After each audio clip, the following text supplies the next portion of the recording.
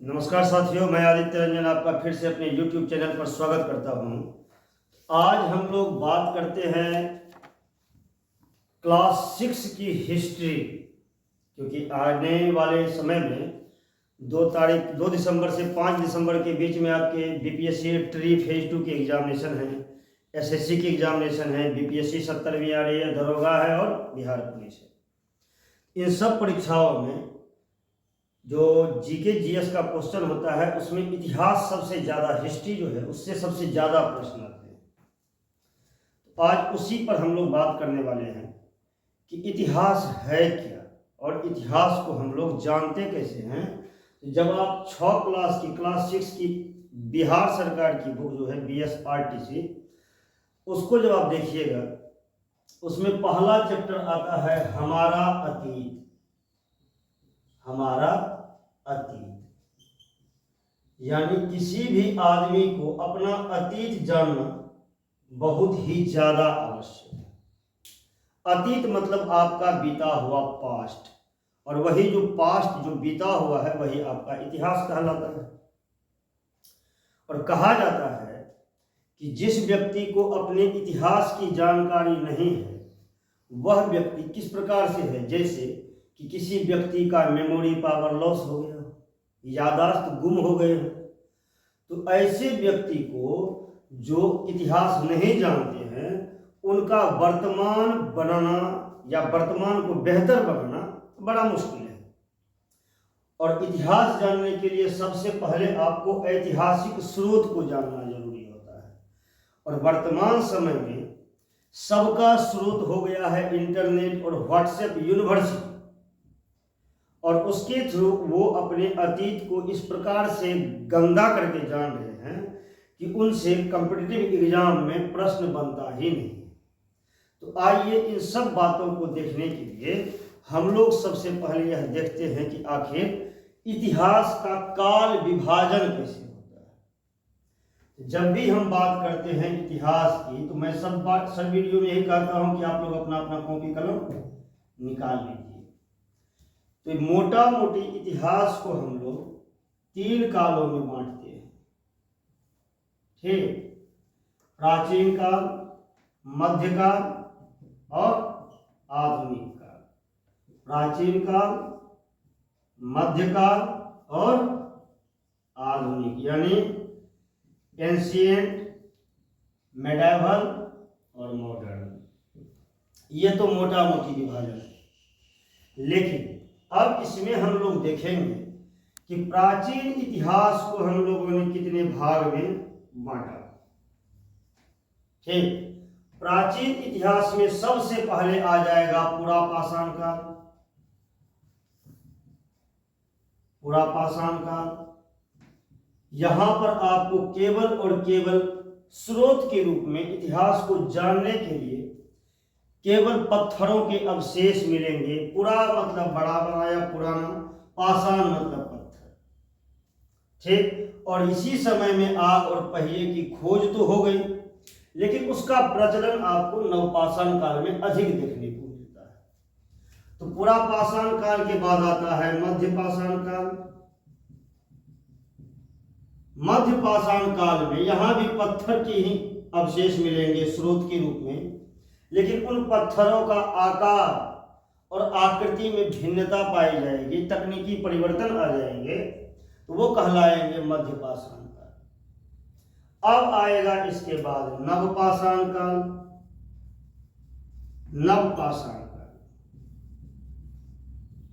ठीक, अब यहां तक आपको कोई भी लिखित साक्ष्य नहीं मिलता है।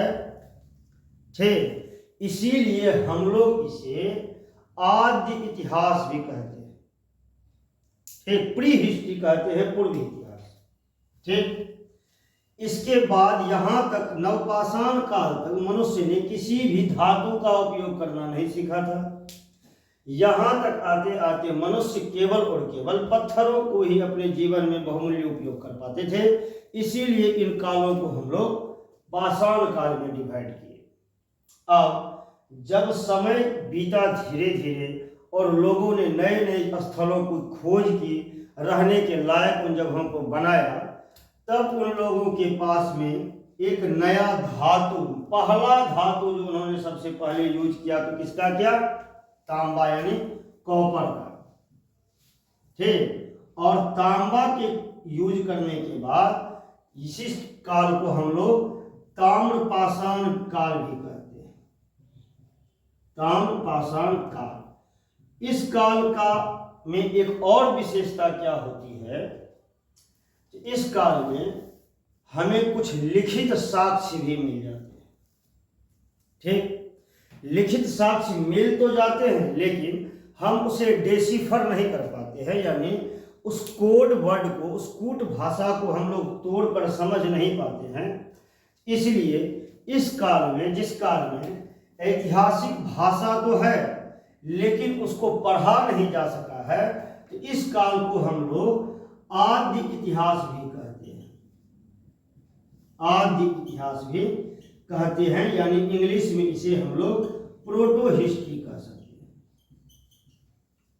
हड़प्पा का जो काल है उसे हम लोग आदि इतिहास ही कहते हैं, क्योंकि हड़प्पा सभ्यता के समय में जो लिखी गई लिपियां हैं उस लिपि को हम लोग अभी तो पढ़ नहीं पाए हैं, और लेकिन लिपि तो है। इसीलिए ताम्रपाषाण काल से पहले के जो काल है वो पूर्व इतिहास है, उसके बाद जो आते हैं वह आदि इतिहास है।